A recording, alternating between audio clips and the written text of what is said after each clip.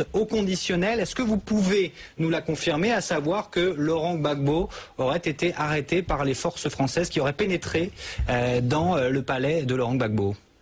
Toutes les informations que j'ai convergent dans la même direction. Ce qui tente à prouver que le président Gbagbo aura eu raison, c'est que seul l'étranger pouvait installer le candidat Ouattara au pouvoir. On en a l'illustration aujourd'hui dans des conditions dramatiques pour l'avenir des relations franco-africaines. Je dis bien africaines parce que ça va avoir des répercussions sur tout le continent. L'image d'un chef d'État arrêté dans sa résidence par une force étrangère. La France a toujours été un grand pays pour la Côte d'Ivoire, mais aujourd'hui que des soldats français en viennent à arrêter le chef d'État dans sa résidence, vous vous rendez compte du tremblement que ça va provoquer dans l'avenir dans l'ensemble de la communauté africaine, qu'elle soit en France ou en Afrique. Est-ce que vous avez la confirmation que Laurent Gbagbo a bien été arrêté? J'ai un de vos confrères qui est à Abidjan et qui j'étais en ligne avec lui il y a à peu près 2 minutes, qui m'a dit la même chose. Je viens d'avoir l'AFP qui me dit la même chose. Donc, sous réserve d'inventaire, de toute façon, c'était la seule issue potentielle pour M. Ouattara, qui a fait la démonstration depuis 8 jours dans Abidjan, que sans les forces françaises et l'ONU, il ne serait pas arrivé à ses fins. Et à cet effet, il faut se rappeler que la résolution des Nations Unies sur les armes lourdes n'autorisait ni de près ni de loin la France à faire ce qu'elle a fait. Et ça aura des conséquences aussi au niveau des relations, au niveau des Nations Unies.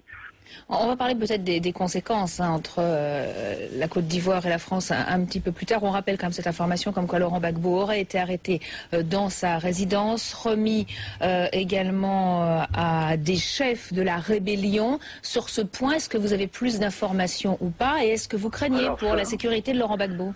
Écoutez, là pour l'instant, j'ai juste l'information dont on peut dire ensemble qu'elle était encore au conditionnel, donc on n'a pas la certitude absolue. La situation maintenant, elle risque d'être très volatile dans Abidjan et en Côte d'Ivoire en général. Ce qu'il faut, c'est souhaiter qu'il n'y ait pas d'incidents intercommunautaires graves. Il y a déjà eu assez de désastres provoqués sur le plan humanitaire par les troupes d'Alassane Ouattara dans l'ouest du pays. Et qu'on ne rajoute pas à cette crise politique une crise humaine grave, et en plus aussi, je pense, aux différentes communautés étrangères qui, ni de près ni de loin, ne sont responsables de cette situation, et donc qu'il faudra éventuellement protéger. Maintenant, l'avenir de M. Gbagbo, c'est pas le problème de M. Gbagbo. On parlait de la résidence de M. Gbagbo, mais c'est la résidence du chef d'État. M. Gbagbo a une résidence personnelle à Abidjan. C'est pas sa résidence, c'est la résidence du chef d'État. L'Élysée n'est pas la résidence de M. Sarkozy, c'est le locataire de l'Élysée. M. Gbagbo est locataire du palais présidentiel.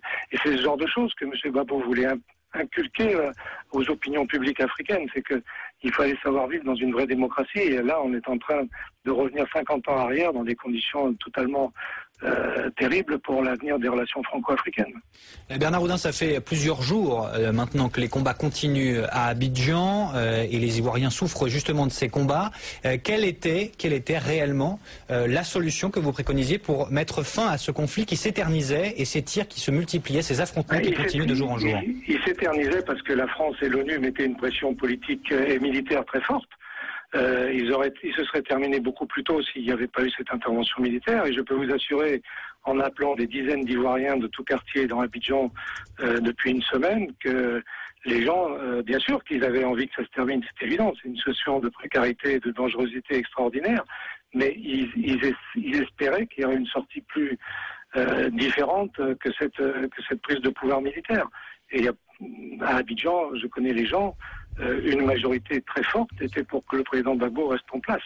Oui, mais Monsieur Oudin, quand même, on était dans une crise politique qui durait depuis 4 mois. Est-ce que vous n'avez pas quand même l'impression que Laurent Gbagbo, qui avait perdu les élections, s'accrochait au pouvoir? Je peux pas me permettre, on ne peut pas se permettre de dire ça. Maintenant que la chose a l'air d'être terminée pour une première étape, on va s'apercevoir que l'élection du 28 novembre a été fabriquée au niveau du résultat. Je ne prendrai que le taux de participation qui était le seul chiffre sur lequel tout le monde s'accordait du lundi au mercredi et qui était autour de 70%. Le chiffre annoncé par M. Bakayoko le jeudi au Golfe fait apparaître un taux de participation de 82%.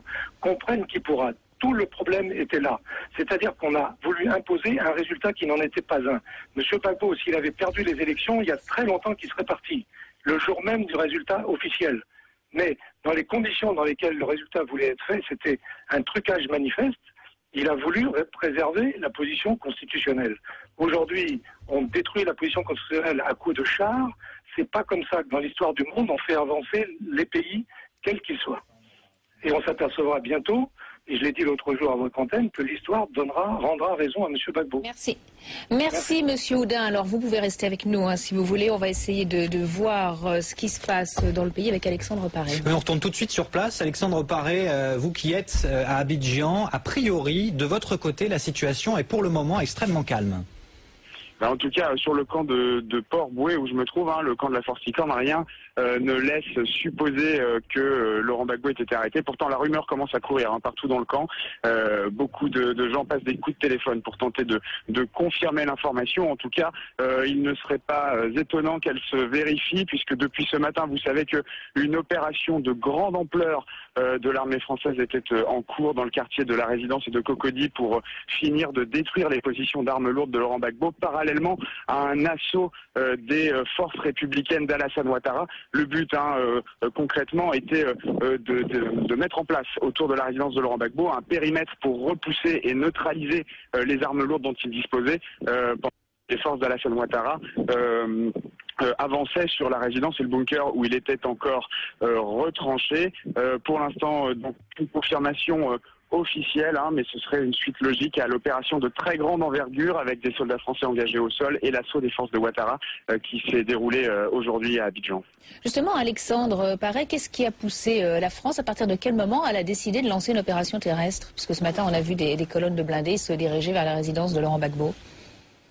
Écoutez, tout est parti de l'utilisation d'armes lourdes, des tirs d'armes lourdes répétés par les forces fidèles à Laurent Gbagbo. Vous savez que la France agit ici en Côte d'Ivoire dans le cadre d'un mandat des Nations Unies, ainsi que d'une résolution qui a été votée pendant la dernière semaine de mars et qui l'autorise à prendre des mesures, des actions pour protéger les civils contre ces tirs d'armes lourdes. Et c'est derrière cette autorisation, ce mandat de l'ONU, que la France a petit à petit commencé à la demande de l'ONU à faire des frappes, tout d'abord héliportées sur les armes lourdes, et puis depuis cette nuit, très tôt ce matin, à déployer des forces au sol pour finir le travail, entre guillemets, de neutralisation de ces armes lourdes.